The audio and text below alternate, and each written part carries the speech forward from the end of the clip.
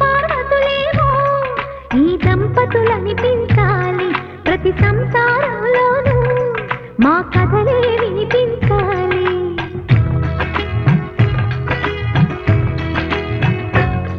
ఆ సిరిని శ్రీహరిని మా జతలో చూపించాలి శ్రీకాంతుల కొలువంటే